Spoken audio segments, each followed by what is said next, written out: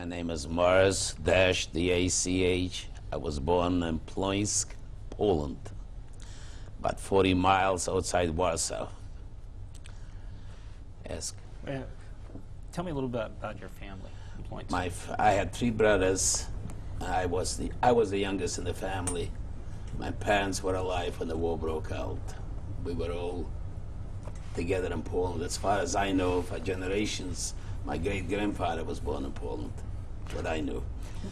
What year were you born? I was born in 1923, but on the papers I'm going in 1921. Because I made myself 2 years older. When I came back to Poland after the war, they were drafting my age. And of course I was a Polish citizen, so I took my brother's age. They didn't have any papers on me. How big was your city?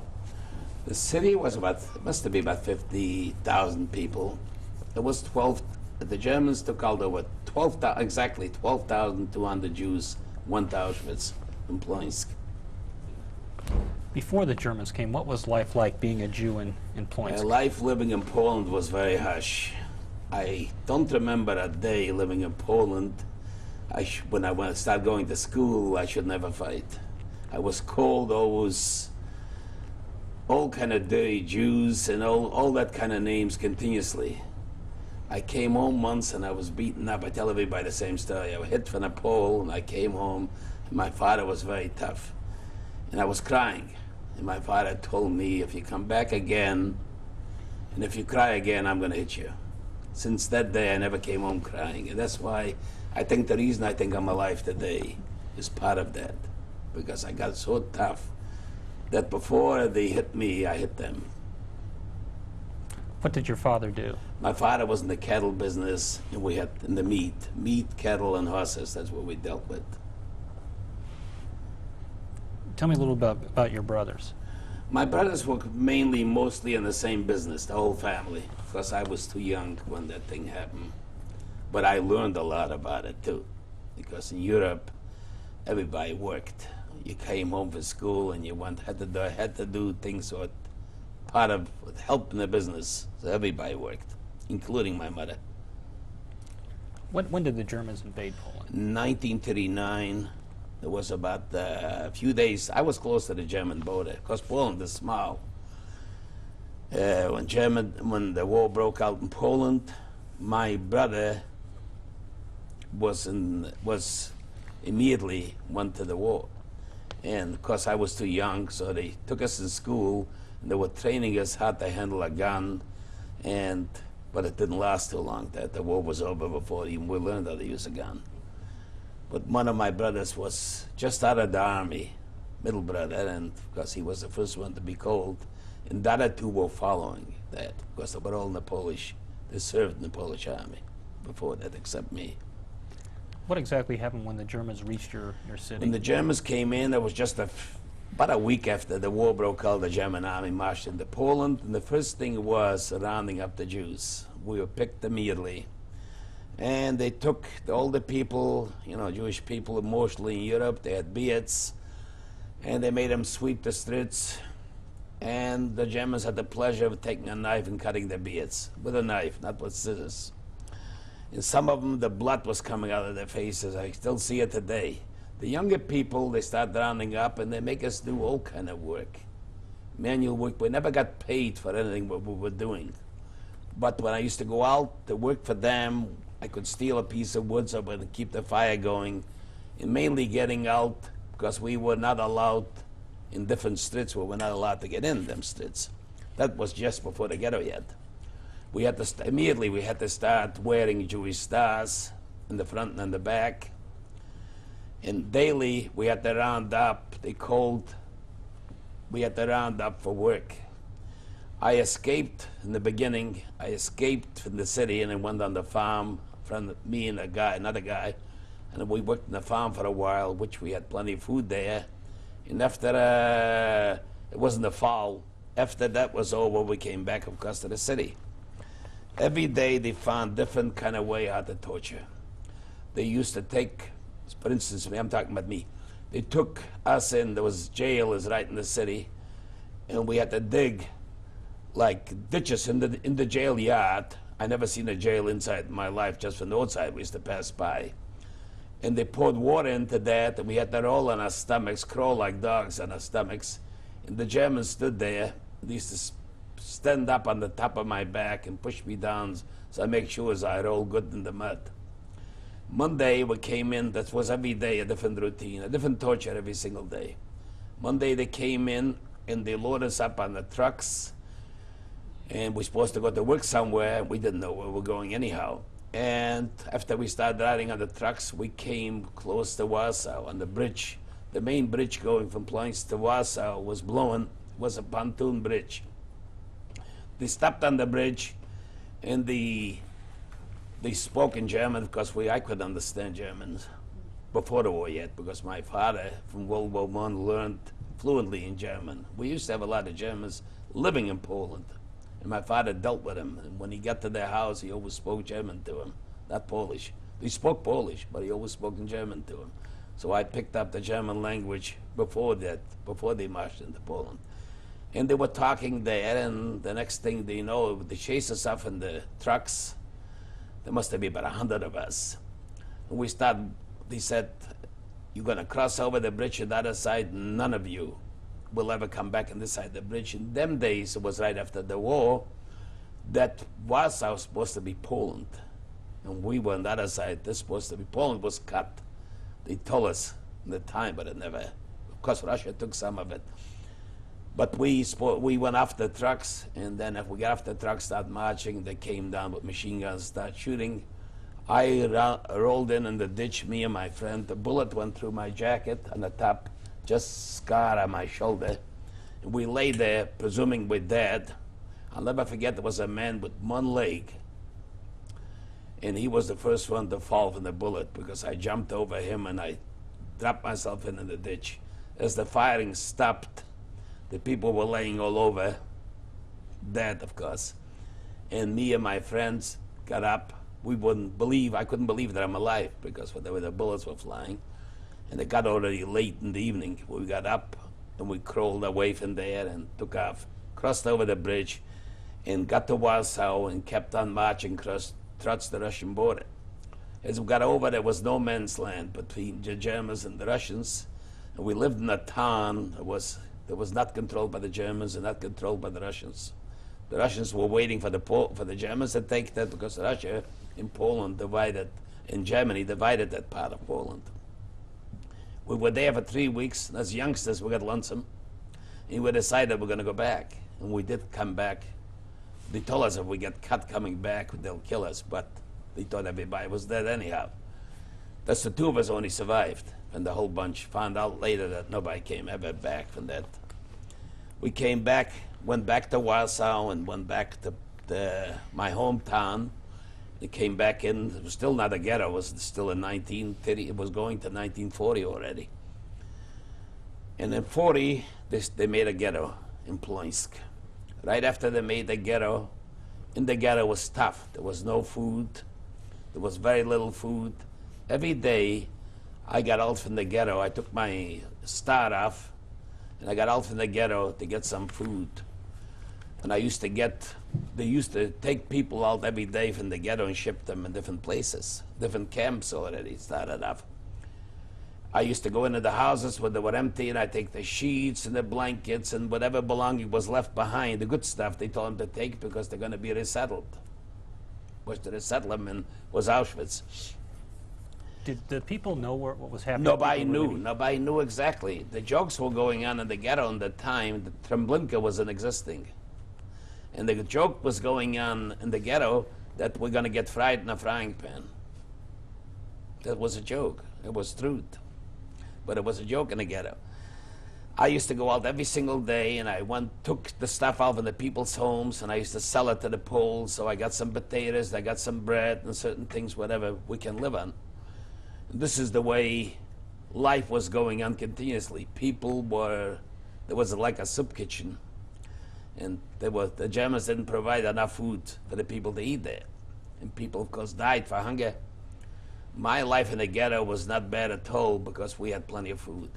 Because if I got caught outside in the ghetto, I got shot. But I had more fear for the Poles than I had for the Germans, because the Poles knew me. I disguised myself as a Pole, and I can get by with the Germans with that, because I did have blonde hair at the time. And I dressed up with Polish clothes, and somehow I had no problem going between the Germans. But the Poles I was petrified for, because I knew they would turn me in. If they saw me outside, they would turn me in. But a lot of Poles used me to get the goods out of us, of course, and I used to provide them with stuff. Things were hard to get, like shoes and clothing and things like that, because people left everything, the good stuff they took, and the other junk, but junk was good stuff then, because nothing was available after the Germans came in. They took everything away, and the Poles didn't have this stuff, clothing and things like that. So this is the way I brought in every day the food, so my family really did not suffer any. My mother and father never suffered any hunger in the ghetto. Then a little bit later on, I was the first thing they took the older people, and I took my father and mother. We had horses. They still didn't take all the horses away from us, so our transportation in Poland, of course, was horses. And they let the people with couldn't. My father got blind before the war. He had a couple of years before the war, and he must have had a mild disease, but in them days there was nothing there to be cured. And I took my father and mother down to the train and loaded them up on the train. Little did I know that I shipped them off to die in Auschwitz. When I helped my mother in the train and my father, my mother had a blanket, and she says, I said, why don't you take the blanket and cover yourself up? She said, I don't want that blanket. You'll need it more than we need it. You'll live. She had a feeling. You'll live, she said. You'll need the blanket. And this is the last I saw of them. Later on, I found out there were some people before my parents came there. There were some people already, but them days, they didn't send mass transport to Auschwitz or Birkenau.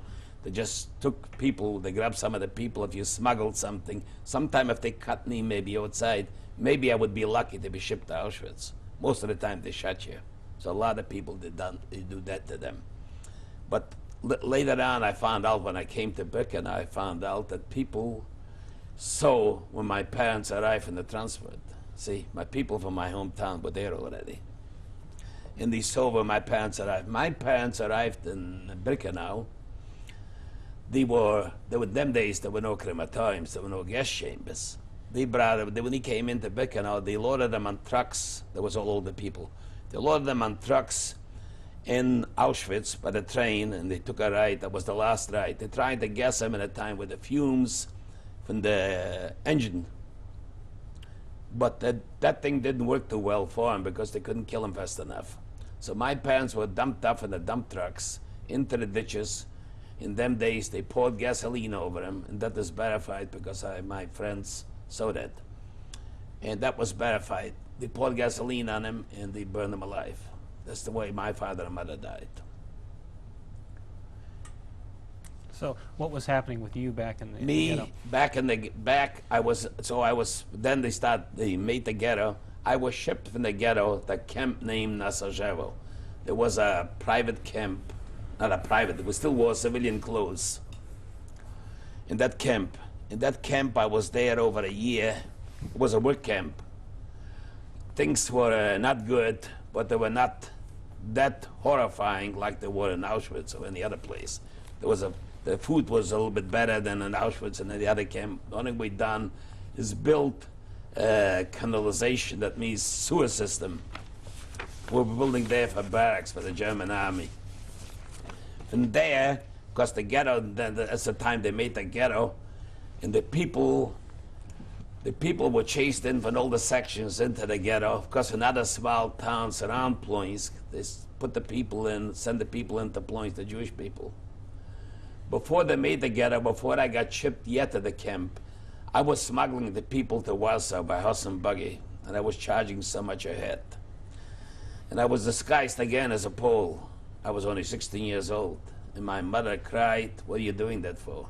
I said, Mom, I'm getting paid, and that will help. So we'll have food, we'll have better things. And I smuggled the people, because at that time there was an open border yet. The Germans were on the border. Going from Ploins to Warsaw was halfway. There was a border. And they let the Jews go to Warsaw because they wanted to get rid of them at the time that Warsaw was declared as a Polish city. It's going to be Poland. I went to, I don't know how many trips I made back and forth. We charged 20 zlotys a person. That means, but we took 10, 15 people on 2 horses and a buggy. It took a whole day to go by horse and buggy to Warsaw, and the next day, stayed overnight there, and the next day I came back to home. And I used to make a double deck. In Warsaw was worse yet than it was in Ploins for food. So I made a double deck in the buggy, and I used to smuggle a lot of stuff in there but they couldn't get in Warsaw. Sell it there and then come back, bring the money back because the German mark was already, the Polish money was this changed to the German mark. From there, of course, I went to Nasajevo. From Nasajevo, I was shipped back when the ghetto started to be closing up. They started shipping people to Auschwitz. We didn't know. I was shipped back to the ghetto, and from there I went. The last transport was the younger people was 520 people. Ploins. The last transport was 520 people. About no, I'm sorry, 2,200 people. That's right. The last transport was 2,200 people. 520 people went into Birkenau. The rest of them went to die immediately. So after that transport went out, there were no Jews left in? Well, no Jews left. So in fact, the Poles, I can never forget the scenery. We walked by foot from the ghetto to the train station, and the Poles stood and they clapped their hands. They were so happy to see the Jews go. That scenery, I can still see it in my sleep. When we arrived in Birkenau. We were separated, of course. We got off from the train, we were separated. And they told you to go to the left and to the right. Nobody knew where we were going. In my transfer, mostly were younger people. We were left for the last ones to clean up the dirt behind them. 520 went into the camp, and the rest of them went immediately. An hour later, they were all dead. We didn't know that. I came into Birkenau in the evening, and we were allowed to get into the barracks with our civilian clothes still. The next morning, it was already late in the fall, it was cold. Next morning, they chased us out from the barracks, and we had to see, in them days already my number is 83,000, so they had already prisoners there before. Birkenau was just being built when I came in. Auschwitz was there. Birkenau was a very small camp when I came in. So the next morning, they chased us out from the barracks, and we were standing outside and looking, and we had a demonstration. The prisoners were carrying their deads. There were piles of deads laying outside, skeletons. They were laying like you pile wood, and the prisoners were carrying their deads. And that was the most horrifying thing I ever seen in my life, because I have never seen a dead person. This was the first demonstration I had. I know people died in the ghetto, but I was petrified to see a dead person. When I looked at that, we stood outside. It must have been 5, 6 o'clock in the morning. It was cold and dark outside. They made sure that we see everything was happening. After that, because we couldn't go anywhere anyhow, we were there. After that, they sent us through the lousing, took our civilian clothes out, away from us, and we got the uniforms on. And of course, we got tattooed at the same time. What they were tattooing, after the tattooing, we had to go through the lousing, and they told us to neatly pack our clothes, like they told the people when they go in and go into the gas chamber. That's what they told them, everybody to pack their clothes, and they'll come out and wear their clothes, which they never came out of there. They told us neatly, we came out, our clothes weren't there anymore, everything was gone. Everybody, if you were tall, you got a short uniform. If you were short, you got a tall uniform. Later, we'll exchange between ourselves. Everybody was the same. I mean, the width and the sizes were the same, because in no time you shrunk down to your size, whatever they gave you. It didn't make any difference. In them days, in Birkenau, there was no running water at all. Nothing. There was no sanitation of any kind. The only thing there was is they dug ditches, and they put a 2x4 over the ditch, and a lot of people that were so weak, in days, the people broke down and they fell in, and right in the ditch where that was our bathroom facilities. They have, well, the only time we got running water was when it rained outside or snow. That's the only time we got running water. The filth was so great, was so bad there, that lice and fleas, but we used to not joke. It was the truth. You took out the jacket and you put it down, your jacket would walk away by itself. The bony bodies of the people there were eaten up in the bugs, because the bugs, and thousands of them died every single day. I'll never forget New Year's, I think it was 42 in Birkenau. They made the prisoners lined up. In them days, there was not, there must have been maybe, not, I don't know exactly, but it had to be a couple of 100,000 people in the camp in the time. They made us all lined up and take the jackets, turn it down backward, put it on backward, and everybody carried a little bit of sand in the jacket, and the both sides of the both sides where we marched were the German Gestapo standing there with the rifles, and we got beaten as we walked by. As I went through the first time, me and my brother, had one brother came in the same transfer with me, and we walked through the first time. I got hit in the head, and he got hit. We lay down with the dads. We figured if we go back, we'll be dead. In them days, they killed about 3/4 of the camp that day. The 3/4 of the camp was dead, because they killed them.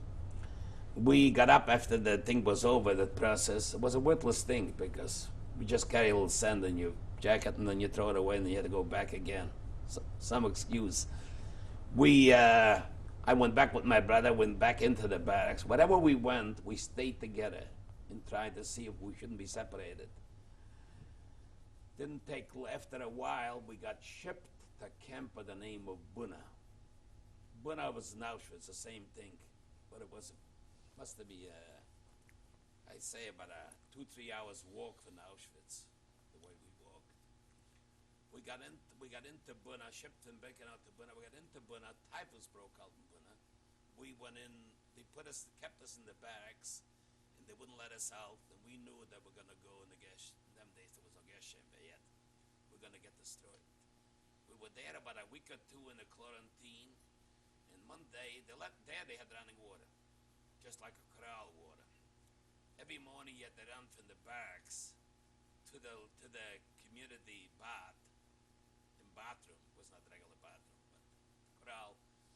You had to take your shirt off and your shoes off. So no matter if it's 40 below zero, you run without shoes or without shirts. Extra punishment. I got over there and I met a fella, and he says, he recognized me, and he says, he comes from my hometown. He was in that camp. He says, you know, one of your brothers are here. I said, which one? Because he knew me. And he told me my older brother is there. I said, how can I see him? He said, tomorrow morning, come at the same time like this morning, and I'll make sure that he is here. Little did I know that my other brother was there too. The two of them came, and I'll never forget, my older brother had a piece of bread. We all got the same portion of bread. He wanted to give me the piece of bread, and I wouldn't take it for him. He said, take it. I said, no, you got the same portion for me. And this is the last time I've seen my other two brothers. After about a week or two later, they shipped us back to Birkenau. We came back to Birkenau, and they put us in quarantine in Birkenau. We knew we were going to get killed, all of us. We couldn't get out of there. Didn't make. In them days, we were so discouraged already, I think killing would be an easy way out of it. It wouldn't make any difference. Because then I didn't want to live. I just gave up. I didn't want to live at all. And after a week, we were in quarantine there. One morning, they sent us out to work.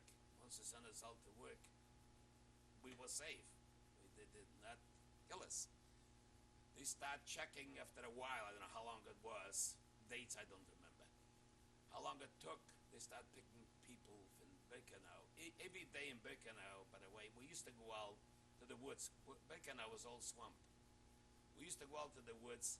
We bring wood in to build more barracks because they were bringing in people every day.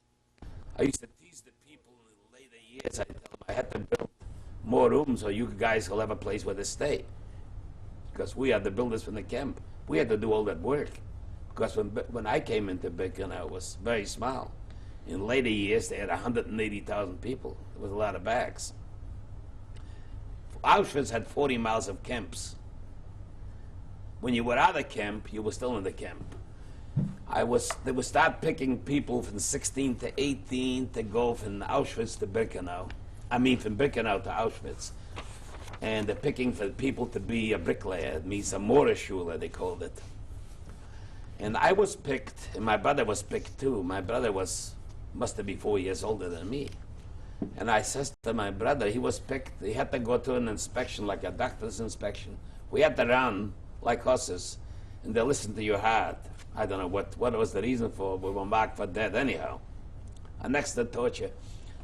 And my brother went through the inspection and everything, and he says to me, he got scared. He says to me, you know what, they'll discover my age, they're going to kill me. I said, what are you worrying about being killed when people are dying by the thousands every single day? What are you worrying about being killed? What's the difference if you get killed here? I don't know where we're going to ship us. What's the difference? If we die here or we die in another place, it doesn't make any difference. He backed out on me, and he wouldn't go. He was afraid.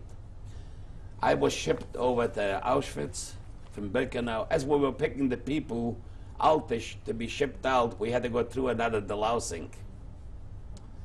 We went in to be deloused, and we came out. There's supposed to be 500 people going from Birkenau to Auschwitz, and it was 505 or 502. And as I was in the back, by the thing what they were counting before we went out to the gate, I was cut off. Me and my friend and another guy from them, we trying to stick together. I ran around the block and ran in the front and stood in the front. I didn't know where I'm going anyhow. But I said, nothing can be worse than here. And I stood in the front, the three of us, and we walked through the gates. Whoever was in the back was too many, more than 500. They got cut off in the back. They shipped them back into Birkenau. And here, something pushed me to do that. I don't know what it was. And I went to Auschwitz.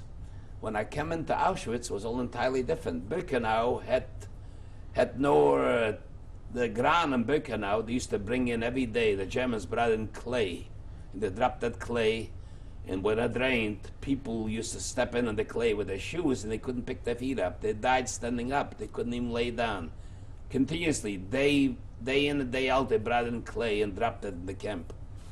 And when the clay got wet, and you got your feet into it, the most of them didn't have any strength to get up. So when I left Birkenau and went into Auschwitz, it was like a different world. Because Auschwitz had running water. Auschwitz had toilets, which I didn't see it before. And the streets were clean. And it was much better. I mean, the living condition, we had bunks there, and we had a blanket there. In Birkenau, we didn't have any blankets. We laid 8 in a bunk, and at nighttime, if somebody had to turn over, you had to kick him to turn so you can turn too, because 4 were laying in one way and 4 the other way. There was such close quarters that you couldn't turn. Luckily, a lot of times, I'm saying luckily, a lot of times allowed, because every night people died. We used to take, when they died, life was very cruel. When people died, you used to kick them out of the bunk so we'll have a little bit more room. Check his pockets if he had a piece of bread, take his bread off in his pocket. Shoes was the most important thing of all in Auschwitz or Birkenau. If somebody stole your shoes, that means a death sentence. The shoes, without shoes, they wouldn't let you go out to the gates. If you were left over in the camp, if you couldn't go out to work, you were dead. They came around with the trucks, and they picked up the people, whoever couldn't go out to work, and they put them on the truck, and of course, they destroyed them. We came back in the evening to the blocks that them people were left behind were never there. In Auschwitz, I was sent to the mortar schuler, that means a bricklayer school, and there, they tried to make a bricklayer out of me. I discovered when I was in the bricklayer school that if you flunk, they don't kill you over there, and they don't chase you out of there. And that was, I think it was winter of '42. I discovered outside that the weather was so cold, Poland is very cold, that I flunked every test. Every time I came up to test to lay the brick, I laid it crooked, especially. Didn't take me long to learn, but I didn't want to. I waited till the weather got good outside. Then I found out that the people, because they went out to work from the same block, that you can wheel and deal outside with the civilians. See, Polish civilians came into Auschwitz to work as engineers. We were the slaves too on the top of it. You were still in Auschwitz when you went out to the main gate. You couldn't go anywhere there. You were still behind fire. I was building the woman, outside Auschwitz, we were building the women's camp. The new people were arriving in Hungary, from other places there. That was their home. The Germans were so fussy when we were building the buildings that inside, if we plastered the walls, and there was a piece of gravel in the plaster that made a line, we had to do it over. We had terrazzo floors in that place. It's unbelievable. They were lived in such terrible conditions. They were so fussy. That was a show place. We kept on, we built them places. That place there was a whole woman camp. Today it's occupied by the Polish army. I did not have the pleasure to show my kids where there is a crooked brick. That's your father laid it, for sure.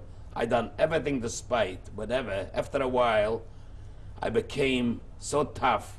I made up my mind that I am gonna live. No matter what happens, I'm gonna try to live. And of course, I was an old soldier in the camp. I'm on 83,000 number. So I had a lot of miles on me. I learned the rules and regulations in camp. Life was very cruel. You never made friends. The first friends I had died in my arms, most of them. Tried to help them. And then after that, I got so broken up that I cried. And I couldn't control myself.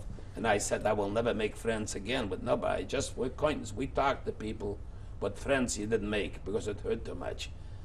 They killed him now, and 5 minutes later I was dead. He had to feel sorry for me. I felt sorry for him, so didn't do it. We had acquaintance, and we talked. Of course, we worked together. We talked, but really, buddies. There's not such things. I went out to work on that building, the women's camp, and there was a lot of civilians coming in. So I used to steal the bread and the Hungarian people. And a lot of them came in. The first ones came in from Hungary, still wore the Hungarian uniforms. They were in the Hungarian army, and they came in with the officers. And they made him stay in attention and all that thing in Auschwitz. And I walked over to that guy, that officer over there. I said to him, who the heck are you? What are you telling them people what to do? Do you know where you are here? I said, you'll never get out of here. I said to the guy, to the people there, where they gave orders to stay in attention and all that stuff, still wore the uniforms. I said, don't obey nothing what he tells you. If you can be as skinny as I am in a month, if you live a month, you look at me here. I'm a sack of bones, but I'm here. I'm all together. That's the way, if you can make it, that's the way you're going to look. I said, don't take any orders with anybody. Of course, the first thing we looked is, a lot of them, they came in and life was so cruel. You had to go and steal a sweater, steal a pair of shoes. And a lot of my friends worked in the Canada, they called it. And they used to separate the clothes, and they separated the diamonds and the rings and all the thing. They used to bring me a lot of that stuff because I went out with the civilians and I wheeled and dealed in Auschwitz. Didn't let me get down.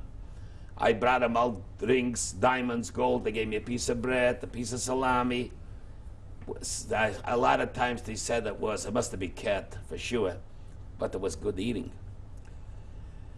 And I used to go out every single day and I used to trade with the civilians, of course, if you got cut. And I used to bring in hard-boiled eggs in the camp, and I bribed the block elves, that means the guy over the block, they were all criminals, hard criminals. And everybody in camp wore a star. On the top with your number, you had a star. I was a political prisoner. All the Jews were political prisoners. We had a red star. Because homosexuals were pink, and other ones were, hard criminals were black. So if I looked at your number, I knew when you came in mostly, and I knew what kind of crime you committed, except we committed the biggest crime of all because we were Jews. That was our crime. We used to go out every single day, and I used to bring in that stuff, and I bribed the black elves there, so they used to never bother me. Extra chores, extra work in the camp. I was spared from all this stuff because I bribed them, and they used to never touch me. They used to serve me food. Whatever the prisoners didn't get, I got from them because I brought them in all the luxuries. I brought them in cigarettes. Because if I got cut going through the gate, I used to tie my pants with a piece of rope and put the hard-boiled eggs. You couldn't take anything else but hard-boiled eggs. And butter a lot of times. If we had to stay for a long time outside, the butter would run out of my feet. Because in the summertime especially. But every single day I used to bring in salami because I on the job. I eat, I made sure that my stomach is full. And after a while, I started putting on weight. And I was getting heavy in Auschwitz. In 1944, I was picked from Auschwitz to go to Yanina. That was a coal mine. And I was shipped there as a bricklayer. And I built the barracks. The Yanina was a small camp. It must have been maybe 10,000 prisoners. And mostly were Jews. And they used to, every day we had to go on the shaft and work, dig coal. They used to bring in transport. Every day they brought in, because a lot of people died. It was hard work. I went as a bricklayer. It was a little bit better for temporary. And then, of course, the job ran out. I burned. The only bricklaying I done is build the barracks for the SS, so they have a place where to live, because the camp was just getting built there. They were building the camp for us. And then the barracks were outside the camp. And the only experience I had, a lot of people asked me a lot of times, did you ever find, this I have to bring up too, did you ever find a good Nazi? And I said, yes, one of them I did. There was a Nazi there, and he used to take us out to work. And we used to dig, before I went down to the coal, when I went down to the coal mine, I had an accident, and I tore my hand out here. Tore the whole meat out of here, and I had my fingers I couldn't move, but it was my own doctor. You couldn't go to the doctor in camp. If you went to the doctor, that was the end of you. And I doctored myself, and excuse me, in the urine I used to wet every time, so on my hand, and that would save my arm. Otherwise I would have, positive, today I would have got poisoned. But that's what I done. I used to put the dirty shirt I put on, I tore up a piece of shirt and put it on my hand. So I couldn't go back to the coal mine to work, and I worked in the camp. And outside the camp, they took me all day to do the work, and I used one arm. That arm was good, but I wouldn't mess with it too much till it healed up. So I talked to that German. He came from Yugoslavia. He was a Nazi. And he says, why don't you come Sunday morning to the gate? And their barracks were right outside to the gate. Come over to the gate, and you'll come and clean my room there for him. And I did. He came, and it was nice. And he gave me bread, and he gave me food to eat. And I kept on talking to him. I had nothing to lose. I wasn't afraid. Kept on talking to him. And of course, that was 1944. And he says to me, you know what? You better off than I am. He says to me, I said, tell me why. Meanwhile, you guiding me. I'm not guiding you. I'm your prisoner. He said, I know. I didn't volunteer for this job here. The job, they took me for this here. I have a family in Yugoslavia. We have a big farm, and we make wine and everything, and I would rather be with my family. He said, the war's coming to an end. Then he left his, see, we're not allowed to listen to the radio. I look at papers. He left the radio on in his room where I was cleaning. Left all the food. He said, help yourself. If you get cut, don't tell him I left it for you. He left the radio on, left the paper, and I could read the paper. And the guys outside, when I got back to the gate, they used to wait for me because I was the newscaster for them. I give them the latest, because we didn't hear anything. We didn't know anything was going on. So that went on for a while, and then, of course, he got transferred. So I said to him one day, I said, you know what? He says, I would rather have your uniform than mine. I said, why don't we do this here? Get another uniform like yours. With my uniform, you can't go anywhere. And the two of us will go together. I'll be your protector. You're protecting me now. Once we escape, me and you, then I'll be your protector. Both sides, I have more pull than you have. He didn't buy that. But I told him that. I said, come on, we'll go together. I'll be happy to go with you. But no, you can't go in my uniform. But he didn't bite that. Any other questions? Now, this is 1944. That's 1944. In 1944, when the war was coming already to, the Germans knew the war was going bad for them, we got shipped, as a matter of fact, in 45 already, January 1st, we were shipped from Janina coal mine into Auschwitz back. I came into Auschwitz, and I met, because some of my cronies still were there. We got shipped into the block, and I knew that place I knew better than I know my home today. I knew the ground pretty well. And we got every day they shipped out, every couple hours they shipped out the transport for so many people. And I said, no, I better stick with my coal miners. coal mine maybe will be more useful to the Germans than the other work. I think I'll stick with the coal miners. And I did not go with other guys there, because you could have gone whatever you want to. And I went with the same transport back. We went out on the road, out from Auschwitz. This was in January, right in the beginning. Yes. And when we came back to Auschwitz, the not the Block Elster, the head of the Gestapo in the camp, we chased out everybody from the barracks, and they had a big pep talk for us. We know the war's going back, but if you think anybody would be alive, if you knew, then nobody will be alive. The world will ever know what happened here. That was his last pep talk he gave me anyhow. We went out on the march. As we marched, we got into a town of the name of Gleiwitz. We stayed there overnight before the first night. And we got out from that, there was a camp too, but the people from that camp already were transferred in, far into Germany. We all went on the death march. When you start walking on the march, nobody was left behind. People couldn't walk immediately, they shot you. Nobody escaped anywhere, because if you couldn't walk, you tipped over on the side, they made sure that you're dead. They didn't put one bullet into you, but they put a lot of bullets in. They said that nobody will ever know there is a witness. We walked on the second day, we went into a factory where they made bricks. We went into the brick factory, my feet got swollen before we got in there, and I could hardly walk. And I figured the next day is that's the last night I will be alive. I know they're gonna kill me. I couldn't walk. I took the shoes with the most biggest treasure of all. I took the shoes off, and I was an old soldier, of course. I know how to handle myself. I took the shoes off and put it laid it on top of the shoes. And overnight, the swelling went away from my feet. In the morning, I could put back on the shoes, and I started marching, and I felt better. As we start marching, they put us on a train. We were all about a day or 2 days on the train. There were wall-to-wall people. People died standing up. They couldn't lay down on the train. There was no food, or no sanitation, or nothing. But the Russian army was already, after we left a few days later, Auschwitz fell. The Russian army liberated Birkenau. We didn't know that. But Birkenau and Auschwitz were liberated.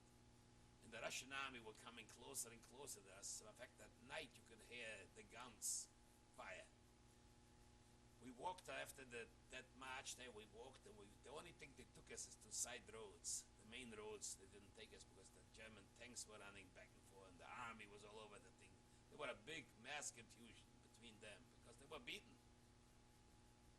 As I walked with my friends, I had to carry the sack. The Gestapo gave me a sack to carry it. On top of it, I hadn't have enough to carry myself. I had to carry his sack with all his goodies, his clothes and everything he had in it.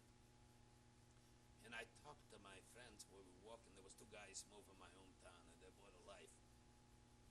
And I talked to them. I said, I'm not going much farther. I'm going to escape here. And we were both sides in the woods. All of a sudden, we had a lot of firing. The transport was about 2,200 people. In the front, I was just about near the end of the transport. In the front, we had a lot of machine gun firing. Because some people maybe tried. I didn't know. I never knew what happened in the front. Because we didn't look. As I walked with them, I said to the guys, I'm going to escape. Do you guys want to come? Nobody answered anything. I said, I'm going to go. I'm running. I might as well dive in a bullet here. Running, then go farther. We're not going to make it. There's no way. That march was, people died. Every few minutes you turned around, there were people laying on the side. There was no food. The only thing I'd done is, I forgot to tell you, the Germans had their supplies rolling with the wagons, and we still had to pull their wagons and push. So at night, we're not allowed to have knives in the camp. So with spoons we had, and every prisoner took an end of the spoon with stones. We made the spoon side sharp. So I cut into a sack of sugar, and I got a hold of salami. Their food, I broke into that. And I took handfuls of sugar and I put it in my mouth while we were walking. And I got a chunk of salami too, but I got sick to my stomach, and everything came back on me because I was not used to eat. As we kept on marching there, a little bit later, I don't know, about a half hour later in the march, I says to the guys, I'm going. And I bend down, trying to make believe I'm tying my shoes. And the Nazi, the one, I'll never forget, he was in Czechoslovakia, and he spoke Polish too yet. had a brand new machine gun. His rucksack I carried that on the back.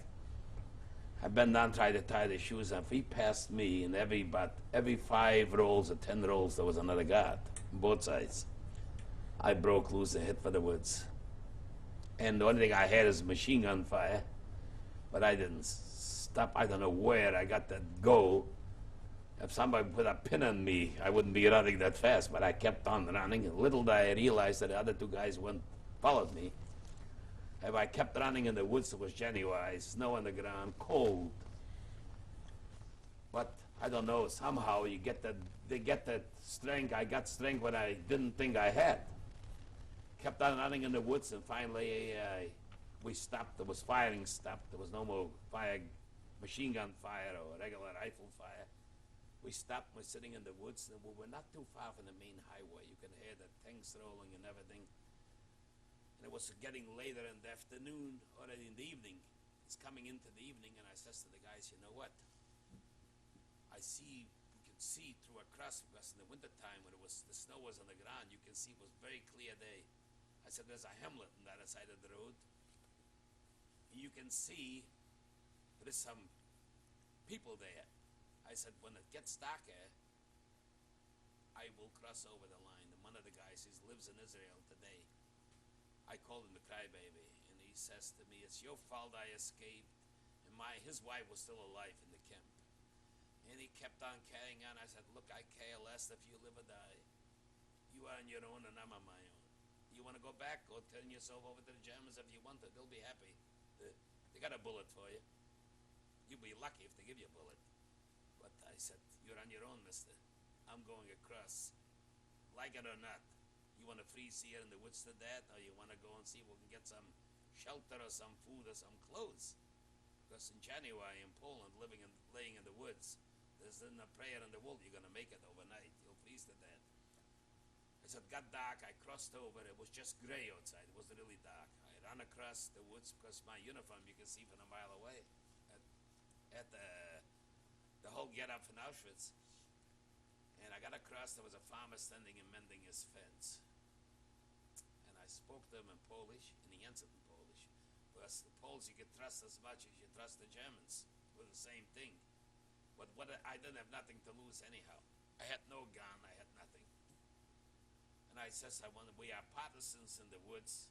Well, he can look at my uniform and see what kind of partisan I am. But whatever alibi I can give him, if it's going to help, is good. With a lot of people in the woods, and the Polish people were petrified of the partisans. Because they know if they didn't give them the things what they want, they'd burn their house down for them. And I said, there's 2 people there, they're sick, and we have to have a place where to put them into. They have to have a place where they go. He said, I'm a poor farmer, I haven't got much. I said, you got bread, don't you? Give us some bread. He gave me some bread and gave me some tea. And I crossed over back to the woods. I says to him, I have 2 sick friends there, and you have to let me in the barn. He said, I am a poor farmer, I have got no cattle, but the only thing I had is goats. And the barns, from under a goat, the barn is so low that you have to just about put your head down because you couldn't stand up straight. And he said, okay. We got in. I went back in the woods and I bought a big loaf of bread over there, and we ate. And I said, come on, let's get out of here. We went across. As I walked in the house with him, I followed him. He went in the other room, and I was positive that he's going for a gun. But the kids were running in the house back and forth, and I spoke Polish to him. The answer in Polish. Because like a lot of Germans spoke Polish anyhow. That was on the border, close on the border of Poland and Germany, that place. He went in the house, and he got me the bread, and I went out and got the guys back, and we let us in the barn. We're laying there, and it was beautiful. We're laying right on the top of the dirt in the barn floor. Hugged into the goats, because you got heat. It was warm. Must have been 1 o'clock in the morning. The farmer knocks in the door. He said, get out of here. The Germans are all over the place. They're looking for you. Was it true or not? I'll never know. I'll never discover it. Maybe he got panicky, he got scared. We ran out the barn. He said, where are we going to go? I said, back to the woods. We'll freeze to death. We went ahead.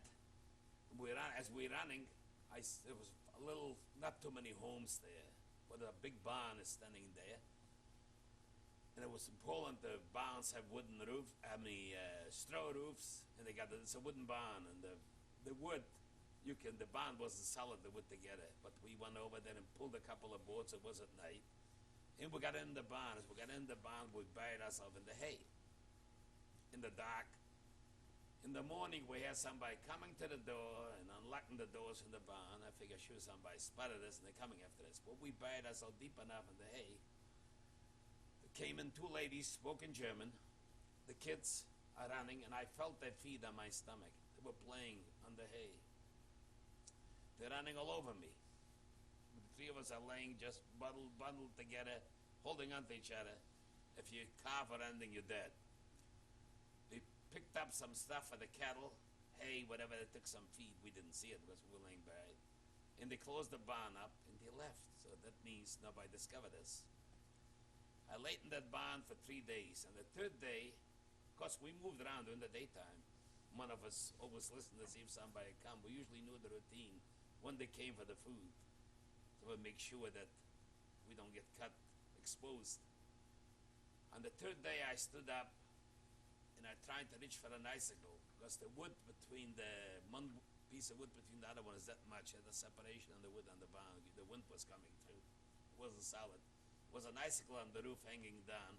I was trying to get the icicle. I was getting the icicle. I fell down. I got dizzy.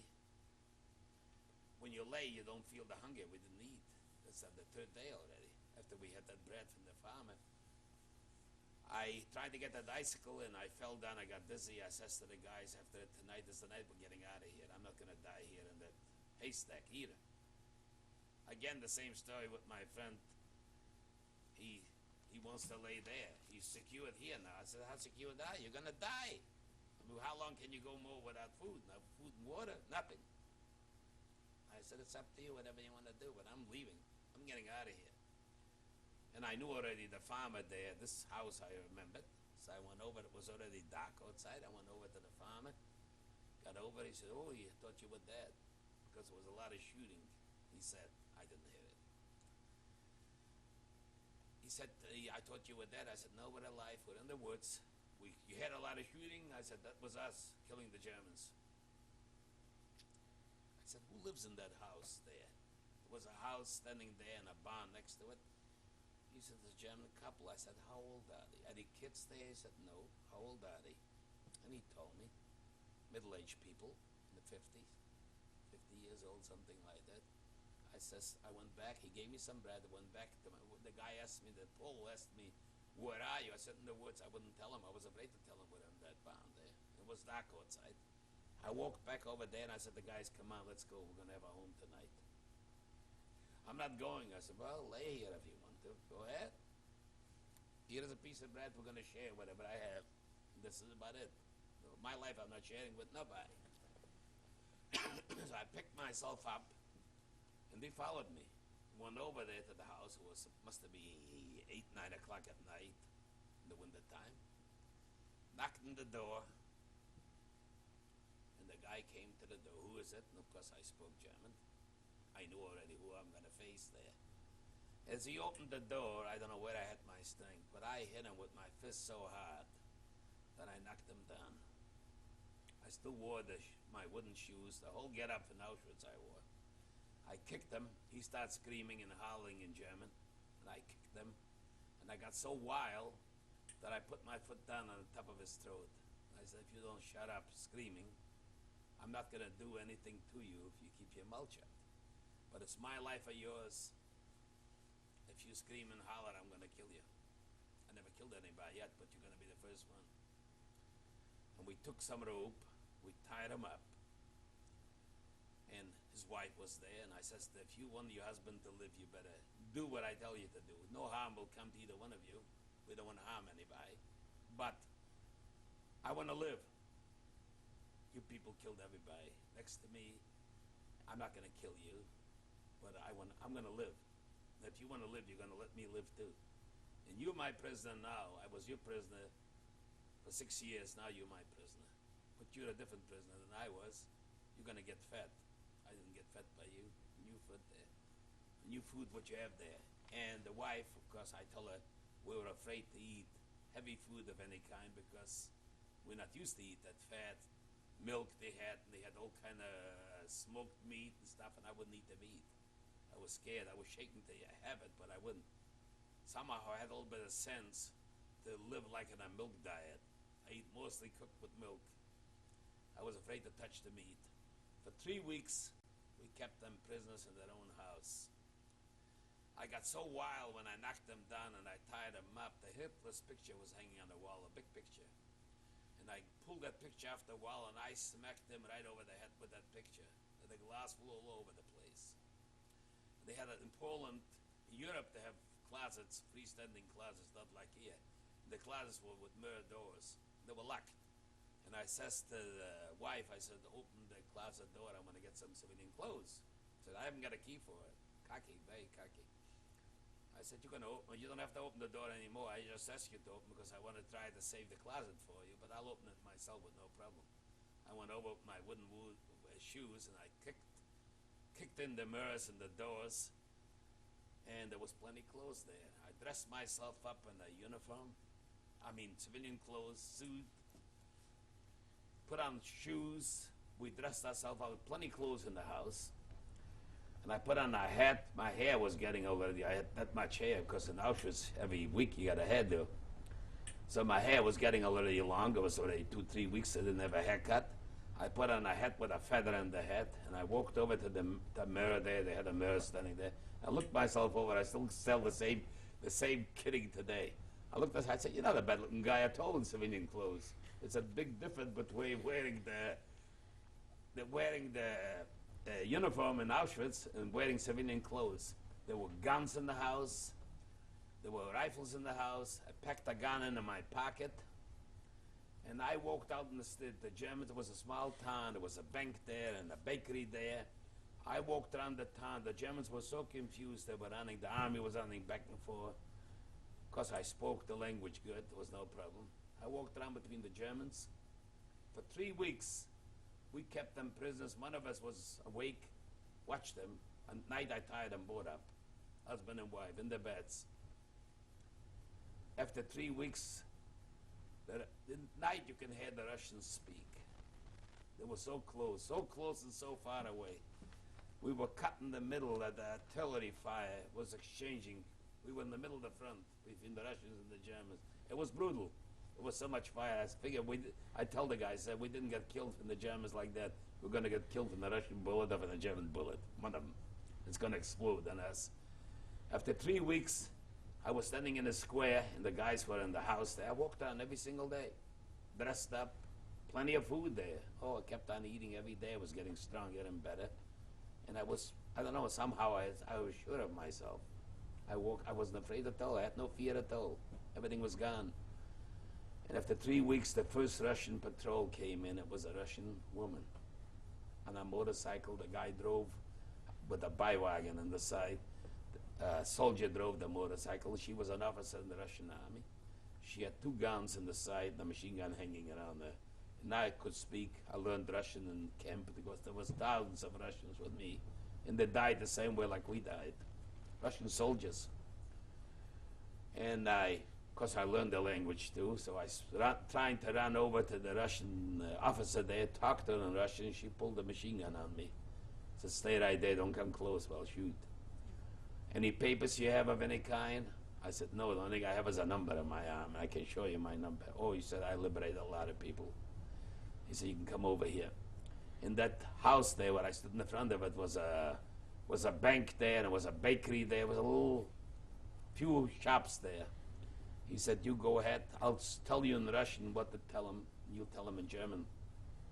She asked me how many of us are there. I tell him the 3 of us. I don't know, it could be more, and maybe more people escaped. Who knows? But I said, "Don't you know? I know I got 2 friends here." And she told me in Russian, what should I tell the Germans in German? "If something happens to me and my friends, the whole town will be razed to the ground. She'll leave, in an hour the Russian army will march in." She was the first patrol to come in. And that's exactly what happened. But an hour later, the Russian army marched in, and we were liberated. We got liberated from the Russian army, and they gave us what we didn't have to ask for anything. They kicked the Germans out in that house there, and we used the house. All the food, the only thing they wanted me to do, us to do, is get drunk all the time. And I couldn't look at the liquor. I was petrified to take a drink, but the Russians drank a lot. After being there about a week or two with the Russian army and occupation there, of course the rest of the army marched on, but the headquarters they made in that town, they made some headquarters there for the officers. I met the Russian general, Jewish, young man. The first thing he asked us was any pretty German girls. The first word. Dressed up to the minute, the Russian uniform, but the generals were dressed not like the soldiers. He said, "What can I do for you?" I said, "Really nothing, we're free. You done everything we're supposed to do. We got plenty of food. We got clothes now because there were stores there. We went in and the Russians went in with us, take whatever you want to, so there was no problem. Kicked the Germans out, we got everything we want. What could I do for you?" So after a couple of weeks, we started recuperating and putting on a little bit more weight, and we're getting back to our thing. Every day, 10 times a day, they picked me to be the connoisseur. They picked the cattle from the farmers. It was all farm country. That for the army to feed, the Russian army lives in the field. Whatever they scavenged, that's what they ate. So they took some cattle from the farmers because they killed them and used them for the meat. Okay, can you stop right here? We have to change tapes. Okay. Picked me out to be the connoisseur to pick out cattle for them. So they have for the food. You know, they didn't take all the cattle away from the farmers because they needed some milk and they needed other stuff. So I used to go into the farmers there with the Russian soldiers, and I marked the cattle, which one will go for slaughter and which one, who should live and who should die. It's about the size of it. So the farmers, if they wanted the cattle, I said, "You got some whiskey? You got some good wine or champagne? Give me some, and I'm not going to let you take," because the Russian soldiers, the only thing they want to do is drink. And of course they gave me. We spared a lot of their cattle. Instead of taking 2, we took 1. Instead of taking 3, we took 1 or 2 sometimes. Whatever, as much food, whatever we need, luxuries, food they had. They opened immediately when they moved in. They had a kitchen and they were having whatever, they had plenty of food for them. For me, for us too, the same way. There was no shortage of food. Every day we got in, we lived right under the headquarters. The Russians were up downstairs, the main headquarters, and we were upstairs. First time in 6 years, I laid on a bed with sheets, white sheets, showers, because we took showers already in the 3 weeks when we lived under the Germans. They had everything. And I says to myself, to the guys, I said, "I can't believe it. We're free, and I can't believe we're free, really." And the Russians every day, they kept on talking about, now they ask questions, because they already met prisoners like me. Said, "Why didn't you go ahead and go out?" They gave me a machine gun, go out and start killing Germans. I said, "You must be kidding me." I said, "Give me the guilty ones and I would do that. But I can't go out and just kill innocent people. That would be you're putting me in the same category like they were. They went out and just pulled the trigger and killed anybody who moved." I said, "I will never do anything. I'm never going to kill anybody." But they killed you, but they didn't kill my family. You have to separate the two things. You cannot condemn a whole nation over that. I mean, there is good and bad in all of us. And I couldn't bring myself together to hurt anybody. I wouldn't do that. If I seen the murderers, the Nazis, the ones who killed my family or tortured me, I wouldn't hesitate of pulling the trigger on it for 1 second. I think it would give me the greatest pleasure of all to do it. In them days, of course. After a while living with the Russians, they said, "Yes, they killed your family, they killed everybody. How about you're gonna now, you build up already, we'll go ahead and join the Russian army." I thought they were kidding me. Next thing I know, we had 3 uniforms and 3 brand new machine guns with rifles and everything, and we're gonna go in the Russian army. I said, over your dead body. I'm not joining any army. I had 6 years of it, and that's enough. I'm not fighting for nobody. I'm done fighting. My fighting days are over. So at night, and first we thought they were joking. At night, we were upstairs over the Russians there. I'll never forget, the Russian general there had 2 white horses and he had a sled. They used a lot of horses during World War II, the Russians. Because getting into Germany, Poland, there was a lot of snow. They had to use a lot of horses because a lot of them didn't have so many tanks. The Germans had the tanks, but not the Russians.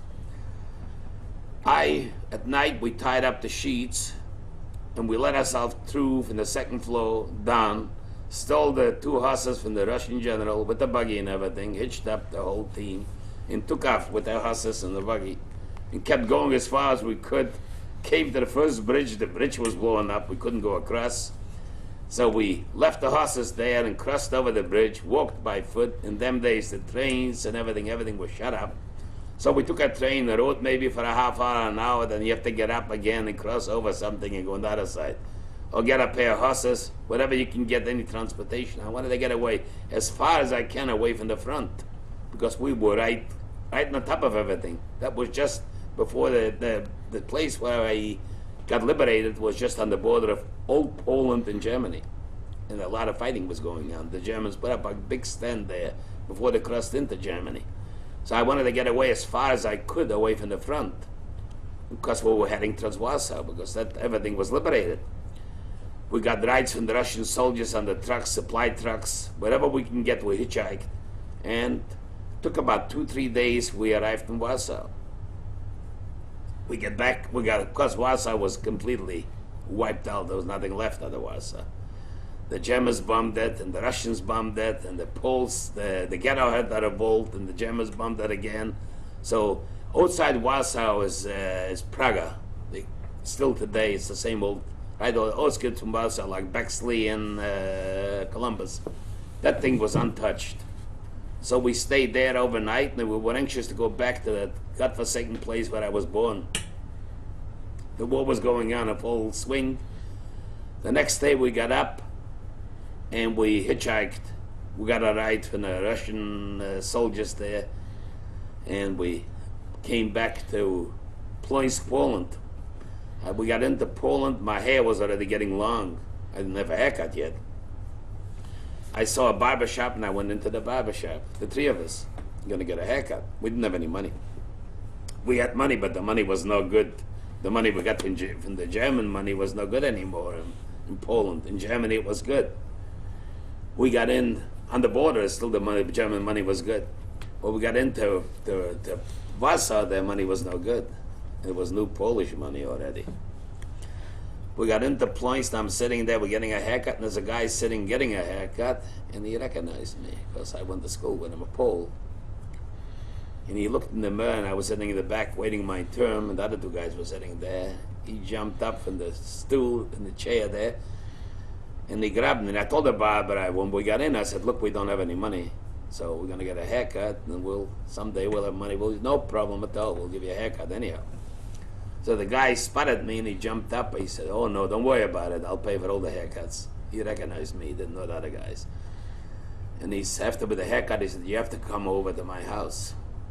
And I went over to his house, and I lived with him about 3-4 weeks till one of our houses was still staying there, a small house in the back. The main house was knocked down. The Germans, after they liquidated the Jews out of the ghetto, most of the buildings were knocked down. They were looking for material things, gold. The Jews always had, Jewish people didn't never trust the Polish money or any other money.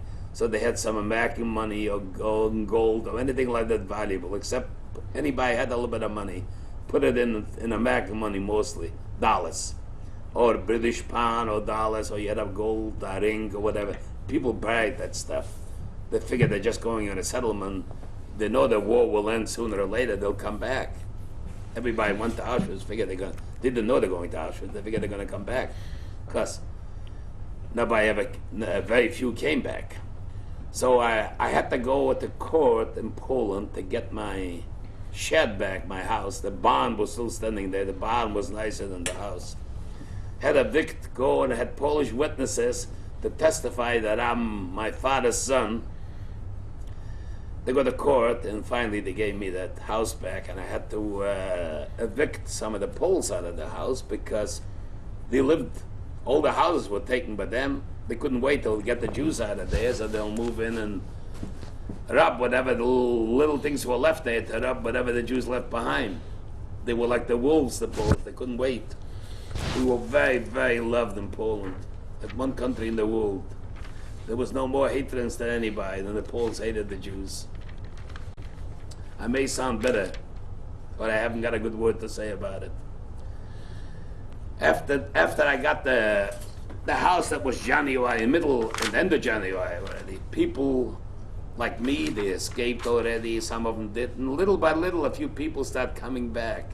My house was turned into be a commune. I knew a lot of, through my father, through my family, being in the business what we were in, we knew a lot of farmers.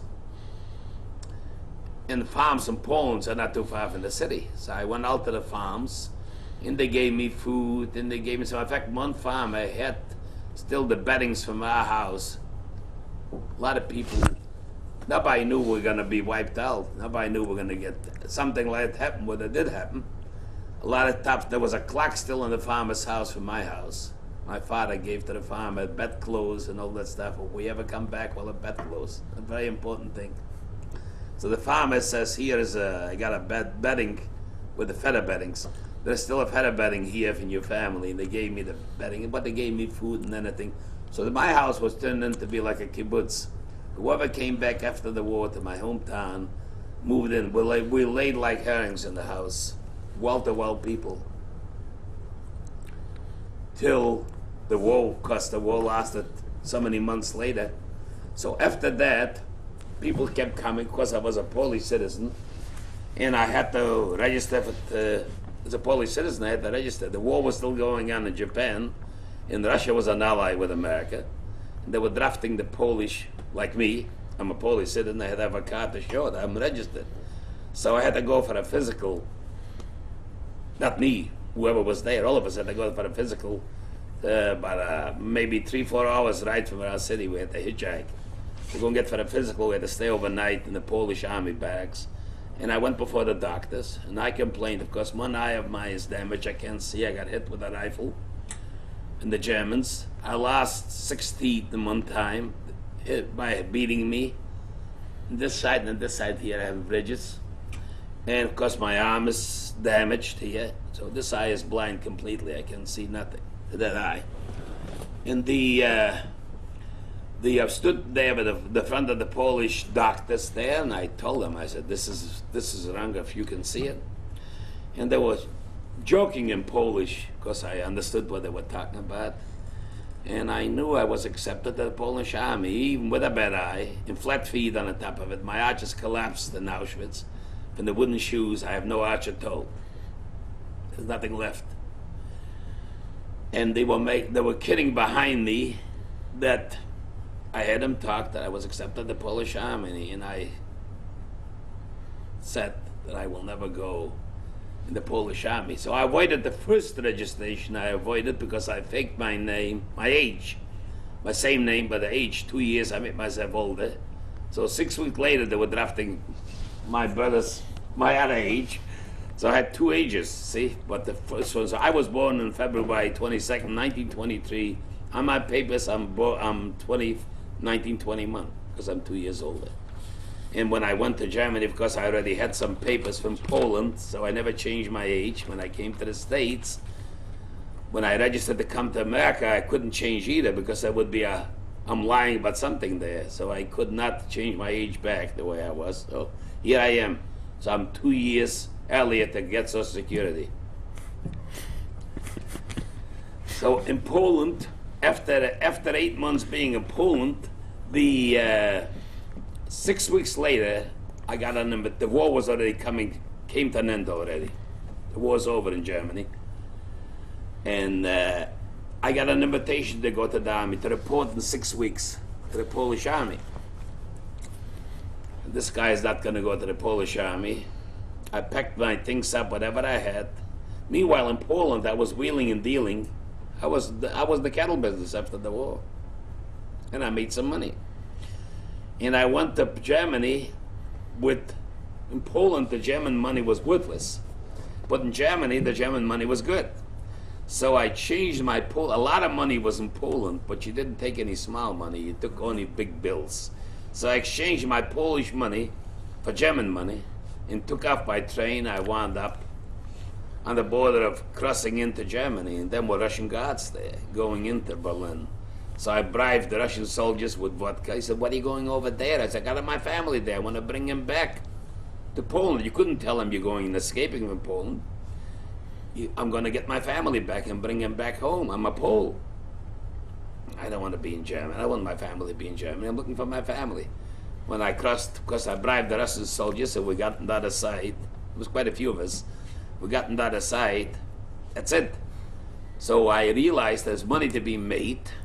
So I went ahead and had money when I came to Poland. I was prosperous. I bought myself a motorcycle first. I never drove a motorcycle in my life. Got on it, started riding the motorcycle till the gas ran out. I didn't know how to stop it even. Kept on riding till the gas was out, and then it stopped, and then I pushed it.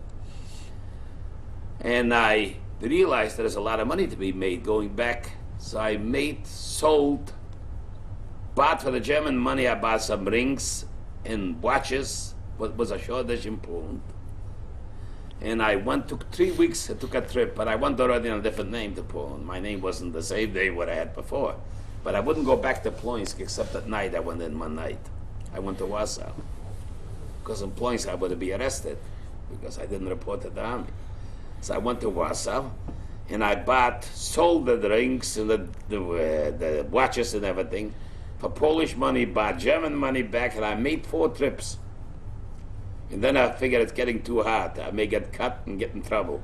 Crossing the border wasn't that easy already. But the Russians, you bribe them with vodka, the Russians turn their head on the other side, especially when you spoke their language. And I went 4 times and came back, and I said, this is it. I'm not going back anymore. The trip took 3 weeks. In them days, it was rough because you had to ride on trains, on the top of the trains. Because it was wall-to-wall people. People were liberated from camps. Germans were moving from one place to the other one. They were running away from the Russian zone to the American zone and the English zone. So it was wall-to-wall people. So we got into the Russian zone in Berlin. There was no problem there. And I met a fellow it's a small world. I was walking in Berlin and with some friends. We were talking. And I see a guy. I never seen an American soldier in my life. That's the first soldiers I saw. They were coming in from the Russian zone to the American zone. There was a lot of American soldiers. Russian soldiers I knew because I saw them before, but American I didn't. This guy is riding. He's an officer in the American Army. He's riding in a Jeep with a couple of other officers. And he pulls over on the side and he stops the Jeep and he starts talking to me in Polish. The American uniform. He went on the front with my brother. He was in the Polish army, went in the front with my brother. My father, they came back retreating from the front. They were on the horses, him and my brother. My father pulled them off in the horses. He said, the war's over. What are you going to do? You're going to get killed there. Little we realized we're going to get killed anyhow. No, we're going to get to Warsaw. We're going to beat the Germans. My brother and the other guy there. This guy left Poland when the Germans came in, escaped to Romania. From Romania, got to the United States. Must have known how to speak English there before the war yet, because I never knew that. But he joined the American Army, and he was in the CIA. Flying from Berlin, he had his headquarters in Berlin, going back and forth, he recognized me. This is unusual. Hey, what can I do for you? He said, don't you remember me? I said, sure. I saw you the last time was in 39 when you were retreating from the army with my brother. He said, where's your brother? I said, he's dead. Because they were very close friends, the two of them. They served in the army together and they were retreating together. They went in the same platoon together. So he says, what can I do for you? I said, well, really, nothing I need. I got everything. I got money. I got everything now. I don't need nothing. He said, you got any relations in America? I said, yes, I do. I got an uncle live in Boston. So in fact, I got an aunt, but the aunt has died before the war. I know that. But if where in Boston, I don't know. But I know they're in Boston. They live in Boston. He said, I go every month to New York. And I will put in the Jewish Advocate in Boston, an ad in the paper, nephew so-and-so looking for an uncle. And about 3, and I gave him, I didn't stay in Berlin, I went to Bavaria. I lived in Landsbeck. And I gave him I took his address, and I said, whatever I'm going to locate, I will get in touch with you. which I did. I called him, and I gave him my address where I live.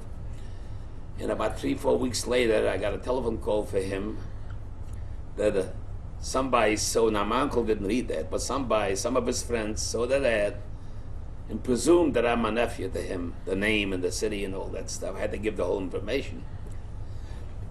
And my uncle sent a letter to the soldier that gave the soldier's address, sent a letter to him. In this way, he sent a letter to me. He said, "You got a family, write him a letter." So my uncle wanted to know who I am, what my mother's name was, the whole history from me, to know that he's not sponsoring somebody else, which I wrote to him. And for 4 years, I had communication with my family, with my uncle and in Boston. As a matter of fact, when I came over in '49, I lived with my uncle. And I came to Boston and I found out that I have more cousins in Boston. My aunt was dead, but there was 4 more cousins in Boston. So once a year I see him mostly. I go to Florida in the wintertime, and 3 of them live in Florida there. And I go to Boston quite often to visit we stay very close. And the reason I told them we stay close, I never asked for anything, otherwise we wouldn't be friends. In Boston, after I was in Boston a few months, I met my brother-in-law Herbie. He lives here in Columbus. I know there was election in Boston, and they put me. I didn't know anything about election. We never had election in Poland, so they put me in front of the school. That my uncle was a politician in Boston. Put me in front of the school to put out pamphlets to give the people whoever to vote for. Little did I know the difference between one and another one. Didn't have to speak for that, so I stood there and passed out pamphlets. My aunt knew somehow in the temple she met my mother-in-law to be. Started talking to her, and my father-in-law was in the same business like my family was in Poland. But my father-in-law done his business in Minnesota, and he moved to Boston about 3 years before that. But my father-in-law used to go back to Minnesota for the whole summer. He didn't like Boston. But my mother-in-law and the kids were in Boston. He left. He used to go away for 6-8 months. They used to, in the summertime, when the kids used to get out of school, they go to Minnesota when the school was out. Otherwise, he stayed there in the country by himself. That was his living. He wouldn't change his living. So I met my brother-in-law Herb. When I went, my aunt says to my mother-in-law, "Would you mind if my nephew would talk to your husband?" She said, "No," because my father-in-law came right after World War I. So I went over to the house because he spoke Yiddish. There was no problem because I couldn't speak a word of English. Maybe a few words then when I met him already. And I went over to the house talking to him. Little that I knew that my brother Herbie walked in. He was a young man. He was a salesman on the road then. He's a couple of years younger than me. And he sit down. He was listening to me talking. After we got through talking to his father, he says, "Come on, I'll give you a ride home." He had a car. Oh God, that's luxury. And I got buddies with him. And every day he was a salesman. I used to work in a delicatessen then. I used to work from 6 in the evening till 2 o'clock in the morning, supposed to be. I never got home till 4. That's a delicatessen life. And Herbie used to come every night, and he picks me up in the delicatessen, and he brings me to the house. Little did I know he was setting me up for his sister. His sister worked in Jordan Marsh's like Lazarus in the music department. She came in at the house. I ignored that. I wasn't into, because I was going with 2 girls in the time when I met my wife. I didn't mess around too much. So Herbie brings me in the house. I tease him today all the time. I says, "You are the one caused me all the problems. I'm married to your sister, and you see what I done to the whole family." So little by little, I kept every day. Came and picked me up in the morning. I hardly got any sleep. I go home in the house to sleep, and 2-3 hours later, he was a salesman on the road. "You want to go for a ride?" I said, "Sure." My eyes are half closed. I said, "Let's go." I wanted to have some friends. And he took me on the road, and he brought me back in time so I could go to work. I had a job. And from the job, a lot of times when he couldn't make it, I used to go to the bakery at night. We used to give the order for the bread and the rolls and all that stuff, so they delivered in the morning in the bakery. And there was a guy that worked there in the bakery, And he liked me, and he used to give me all kind of stuff to take home. I said, who's going to eat so much stuff? Bread and rolls. I got a good place for it. My mother-in-law's house, there was three boys and my wife. I brought him a sack full of food over there, cakes, all kind of cake. It was a good bakery there. And I brought some to my uncle's house. Little by little, it kept one day. His sister was in the house, of course. She came from work. I said hi to her. That's about it. Little did I know, 3-4 months later, we were married. Unbelievable. Less than a year in the country. I couldn't believe this here. I was avoiding getting married. 4 years in Germany after the war. I wouldn't even, anybody talked marriage to me around. Didn't want to get married. I didn't think I want to bring a suitcase with me from Europe. I wanted my wife to be able, I hope to, speak the language, at least one of us. And that's what happened. I met my wife, and 3 months later we got married. And it's going to be 38 years. I'm still with the same woman. I don't know how. Tell us what you do today and a little bit about your family. I was for years in the deli business. I moved, I'll tell you the story before I moved to Ohio. I was in Boston. After 3 years working with somebody else, I went in business for myself. And I opened up a delicatessen. I couldn't get a job. The only job I could get is the delicatessen. I never worked for anybody in my life till I came to the States. So I got a job in a delicatessen. And I made $30 a week. But I was willing to do anything just to get the language. That was the most important thing. I'm a person, I don't have much patience, and I can't take orders. So I have to do something for myself. There's no way I can work with anybody. In the first few months, I had about every week another job. They told me something to do and I didn't like it, I walked out on them. I wouldn't do it. I said I took orders for so many years, and I refused to take orders with anybody. Of course, that was the wrong attitude. You still have to work, learn. You're in a different country, it's all entirely different, but I wouldn't do it. So after a while, when I got married, I had to settle down because I got a wife to support, and I'm not going to let anybody else do anything for me. I have to do everything myself. So I worked in delicatessen. When we got married, a few days before we got married, the guys that I worked for, they were pretty nice. They let me go to school at night.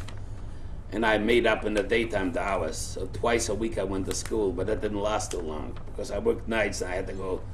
And I had to go to school. I used to fall asleep when I went to the school. So I enrolled in a day school, and that didn't work.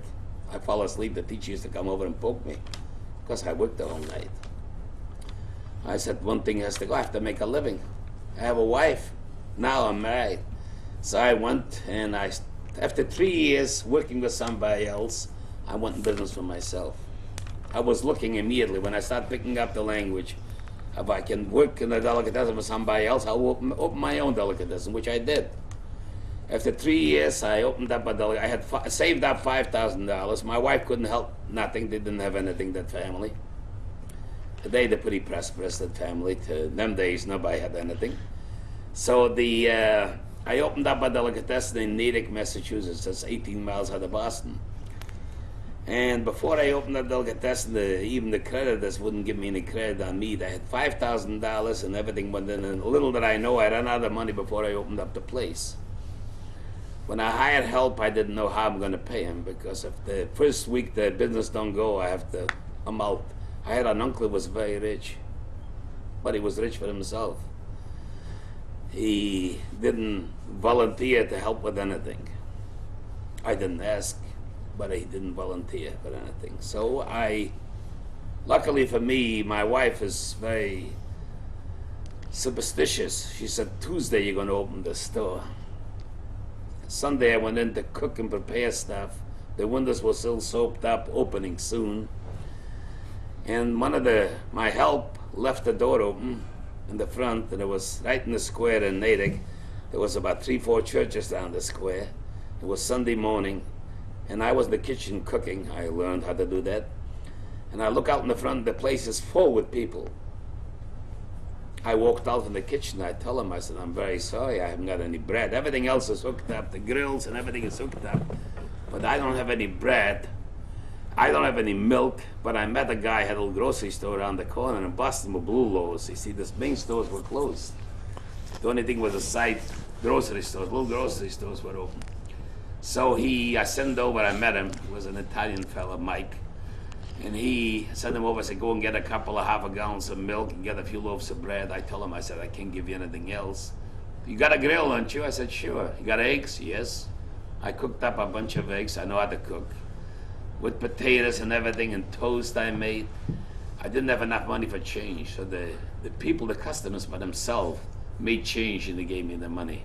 My wife didn't know anything. My daughter was a month old when I opened. My wife didn't know anything was going on there. I came home after a few hours being open. I took in about $200-300. But I worked. I was flying all over the place. I was so hungry for the money that I needed the money so badly just to have enough cash to put in the cash register. It isn't there. I bought a slicer that I was antique now, but the slicer was more antique than me. I'm the only one can slice on it because my muscles. I pushed it. It was worn out before I got it. It was used. After I opened up the place, 8 months after I was in business, the business went over tremendously. The first order I had to pay cash for it. I came home that day and I had the meats and everything already in the store, and I had some cooked too, so I could make him sandwiches and make eggs and ham, whatever. I came home in the evening and I took the money out from my pocket and I put it on the kitchen table. And my wife looked, she says to me, I wouldn't tell my wife very little that I told her that I'm out of money completely, because my wife wanted me to go in a factory or whatever to work and bring home a check every week. And I said, you better divorce me because I will never work for anybody. So you better make up your mind. One day you may eat good with me, the next day you may not. Because I'm going to be in business no matter what. If it has to kill me, I'll be in business. So I came home that day, Sunday, and I brought home the money, put it on the table there, and I said, where you got that money from? I said, don't worry about it. You said Tuesday's a good luck day. I said, my good luck day was Sunday. I said, tomorrow morning I'm opening the damn place, just like that. I said, you're not going to stop me. I need the money desperately. And I'm opening the place, if you like it, Tuesday or it's Monday. And at 4 o'clock in the morning, the next morning, I got up and washed the windows down. I had my dishwasher ready to help. I told them already the same day to come in. We cleaned up the windows and took off opening soon as just open. We put on the light in the store and I opened up. I stayed there for 13 years in that place. And I done good. 8 months after I opened the store, I bought a brand new ranch home, 3-bedroom ranch. And I tell everybody the same story, a brand new Chevy I had. And I said, for a guy coming from Ploieș, Poland, being 3 years in the country and having a ranch home with suburban living, and flowers in front of the house and grass and a daughter, I said, I'm done pretty good for myself. I lived in Natick, Massachusetts. I moved out after that from Boston when I bought a house because I moved to Natick. And a few years later, my brother-in-law's, older brother-in-law's wife died, passed away. He was left with 2 kids. And my wife and her brothers are very, very close. And I fell into the same pattern with the family. I didn't have a family. And my brother-in-laws are my brothers. We get along wonderful, all of us. And his kids were living with me. When the wife died, he lived in Mansfield, and we took him to Boston. And he was after me every day. He was a salesman then in Mansfield. He was beginning to get in the building business. Sell the house, there's a lot of opportunities in Mansfield. And I was in Mansfield a few times to visit. But I wouldn't want to live in Mansfield. Living in Boston and coming to Mansfield, didn't buy it. Didn't care for Columbus either, because came to Columbus, I didn't like that either. My kids were miserable when I got into, we finally sold the house. Listen to my brother-in-law, sold the house. But while we're selling the house, my brother-in-law was doing some building then. He said, I'll buy a lot and I'll build a house for you. I said, Herbie, I don't want to live in Mansfield. Well, when I build a house, you'll make some money. If you live a year or 2 or 3, you'll sell it and you make some money. Good idea. I sent him the money to buy a lot, and I flew in where the house was framed. I took a look at the house and I got scared. It was an enormous house. It was way, way out of my class. was an up and down. It took 2 furnaces to feed that house alone. It was enormous. It took me 2 years to sell the house, and I moved to Columbus. When I came to Columbus, my brother-in-law convinced me to go to the delicatessen business. I came to Ohio, and I said, never again. I went in Boston, I went to the real estate school, and I got my real estate broker's license. And my business was for sale before that. I wanted to sell the business and go into the real estate business. When I was in the delicatessen business, I was wheeling and dealing out of there. Why don't we just finish up by talking about what your family is today? How many people are? Okay, my family today. I got a son and a daughter. If they claim me today, still. What else you want me to say? I got my wife, Marion. I'm married over 38 years. It's going to be 38 years in February 19. I came over March 17. I came over to the States. So less than a year I got married. Is there anything else about your experience during the war in the camps you want to tell us about that you haven't? I've seen people die by the thousands every single day. People in Birkenau were running every single day on the wires. A lot of people gave up immediately. So in fact, in the beginning, I gave up.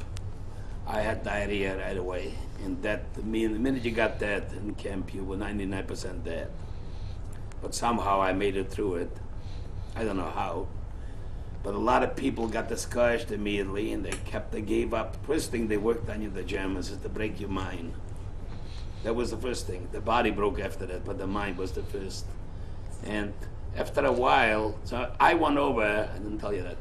I went over in the camp, I went over when we were working outside in Birkenau. I went over to the guard and I said, why don't you pull the trigger and shoot me? I said, why the torture and everything? He said, there's no use shooting you, you're gonna die anyhow, there's no use, nobody will get out of here. So there's no use wasting a bullet on you. After he told me that hit my mind. And something about me, I says to myself, I'm gonna live. I'm gonna fight to live. I can't lay down. Somebody has to be left over to tell the story what I'm telling today, that somebody has to be here. And I made up my mind that I'm gonna live, and that's what I kept on every single day in camp. That was continuously in my mind, steady. And even the Germans, they looked at my number. I wore my number, of course, on my arm, and my jacket on the left-hand side, and my pants on the right-hand side. And they looked at my number, and they shook their head. They knew when I came in, according to the numbers. They shook their heads, and they said, how did you make it? Now, I had never had an answer for him, to give him the answer, the right answer I like to give him. I'm defying everything you tell me what to do. I do only things when they stood over me. I done everything they told me to do. The minute they turned their back, I done the opposite. I done anything to sabotage whatever they done. That's why when I laid the bricks on the buildings, they were always crooked. They were never smooth. They were never the same line with anybody else did. And that was, I think that what kept my things going for me, because I wasn't afraid. Somehow, I lost fear completely. After being for a while in Birkenau, then in Auschwitz, today I have no fear. If I seen somebody standing with a gun in front of me, I walk on the top of them. I have no fear at all. I lost it all. And I think this what kept me going. This has always rang my mind when he told me I wouldn't waste a bullet on you. And that's, I think, was mostly. And of course, I have to think, one thing I have to do is thank my father for one thing. When I came home, when I told you the story before, when I got hit from the pole, and I cried, and he told me never come home crying again. And then when the pole opened up his mouth and called me a dirty Jew or a Christ killer, he had my fist in his mouth all the time. I made sure that he had a bloody mouth and a bloody nose. And I think that would make me tougher. And this is the thing I do. I wasn't scared for nobody. I got hit and I kept on going. I refused to lay down. Didn't you just recently, or did you run into a man here in the U.S. that you helped survive? Yes, I have a friend, a guy where I played soccer with him. We belonged to the Beta organization in Ploiești, Poland, and we played soccer on the same team. We were on the younger team and the older team. We were ready to go, when the war broke out, we were ready to go into the major team. And I called up a couple of years ago. They interviewed a guy in, what is that place? Somewhere in the south. I forgot the name of the place. We buy a lot of equipment in that town, there, in that factory, book manufacturing. He lives in the same town. They'll come to me. And there's the guy, the head from the company, saw in the paper a picture of a guy, a survivor, and he had the picture taken after the war, and he still had the uniform. Must have been way after the war, but he still had the uniform from Auschwitz. This man was shipped out from the ghetto before we were shipped to Auschwitz. He was before me in Auschwitz yet. He was shipped from Ploins to Auschwitz. When I came, he was a soldier there already. And he was shipped in Birkenau. He was shipped from Birkenau to Auschwitz, and he was in the Bengalese hospital there. And a lot of people in that hospital, what they brought, a lot of for my transfer, I can talk for hours. For my transfer, they took a lot of people and they castrated them. They brought them in with the numbers like I have. They brought them from Birkenau to Auschwitz. Most of my people came to Auschwitz, to Birkenau, and then a lot of them came to Auschwitz. They brought them in, picked them. If we were healthy looking, they brought them into Auschwitz, and they manually done this experiment on them. They castrated them. They done the same thing to the woman. So I knew a lot of people even today. They're still alive, some of them. Some of them, they took one of them out, and some of them took both. Me, I went through the same experience when I went from Birkenau to Auschwitz.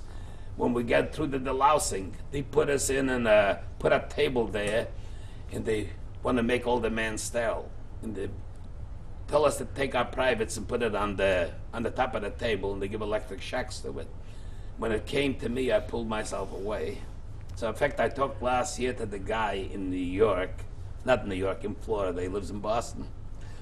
And he was with me in the Morris Schule, in the bricklayer school. I know him. I see him every year in Florida. I mentioned, we started talking about something. I said, do you remember the time where we went from Birkenau to Auschwitz, and they made us put and get electric shock that we should be sterile? He said, you're the only one who remembers that. He said, nobody else remembers. There's certain things I do remember. So they took a lot of people there, and they castrated them, and they sterilized them. Go ahead. No. Any other questions? Why don't we stop here now, and then we'll do the go ahead. photographs. Business, and every year we go to Chicago to the restaurant show. A few years ago, I went to the restaurant show, and I'm walking with my wife, and it's a big place, the McCormick building. It takes about a day to pass through one floor. And we're looking to different distributors and different things to buy for the business. And this man is selling silverware in China. We buy from the same company. There's a guy from Boston concentration camp, and he works for that company, but little did I know that I was with him in Auschwitz in the Morris Schule, that guy. As I'm walking with my wife, this guy steps out from the booth, and he stops me. He said, I know you. I says, from where? I said, Boston, Ohio. I'll tell you your number on your arm. Something is wrong somewhere. Somebody must have seen me walking around with my, I always wear short sleeves, and they saw my number on my arm. It must be something like that. And of course, I detected an accident in him, so I know he's an import for sure. That I knew. But I said, from where? He said, me and you bunked in the same bed. We in the same bunk. And we were in the Morris Schule together. And he starts talking about names from people, but I forgot. For years I didn't have them names. Didn't even remember them names. As he mentioned it came to me. And he grabbed me, started kissing me and crying, and I pushed him away from me. I said, hold on a second, hold it. I don't know who you are. I said, don't get too buddies with me, because tell me a little bit about yourself first. You know me. How did you recognize me? He said, the way you walk. I said, you mean to tell me I walk the way I walked? You recognize me? When you saw me maybe the last time, I weighed maybe 90 pounds or 100 pounds, and now I'm weighing over 200 pounds. How can you recognize a person? You could walk by me 100 times, I wouldn't know who you are. Nothing. No resemblance of any kind. And he starts, and people are, all of a sudden you see people all over the place. Everybody's standing, and he's crying, and he's hugging me and kissing me. And my wife started crying. And I said, the man came from the moon. I can't believe this here. And of course I knew. He rolled the sleeves up. I still didn't recognize him. He put his sleeve off, and I took a look at his number. I said, of course you came with me to... But he was not from my hometown. You see, in a lot of small towns, we were the biggest city, and they put the Jewish people into the other towns. So he was in the ghetto, in the Plainske ghetto. And he went with the same transfer with me to Auschwitz, to Birkenau. And from Birkenau, he went with me to the Morris Dach, that's the bricklayer school. And he recognized me. That must be 35 years later. That's a long time. Since then, we stay very close in touch with him. And I saw him just now. I was in Vegas in the restaurant show. Every year I go to Chicago, and he comes. He's still the same rep for the company. Every year I go to Chicago, and I spend the 2 days with him, mostly with him, because I don't run around anymore much with business. And I went to Vegas this time, and he had his wife there. And I took him out with his wife. We went out to spend the 2 evenings together. So we stayed pretty close. I was in his house a couple of years ago in New York. And I call him a few times a year, every year. So we became very close after that. As a matter of fact, his daughter is going to get married. And she's in California. So he got one daughter, she's a doctor, and the other one is an attorney. One of the doctor has graduated already, and the other one is going to be an attorney. And then one of the daughters is going to get married, so I'm going to go to California to the wedding. So we became really very close with him in the years. So he's the first one, but so many people around, and the people stood around, I couldn't believe. Like I thought somebody came from heaven. Ever such things as a heaven. In hell I was in already, but in heaven I don't know. I thought for sure. From the beginning I said, you're kidding me. And then he told me my number and my arm, and I said, this is very unusual, because how would people remember? But you see, I bunked on a tub bed, and after we started talking, I bunked on a tub bed. I was an old soldier, so was he. I had never laid on the boarding bed because most of the people lost control, and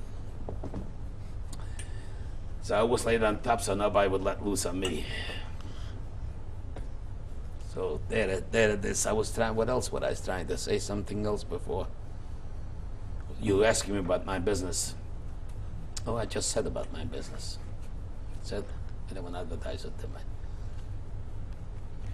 Thanks. Okay.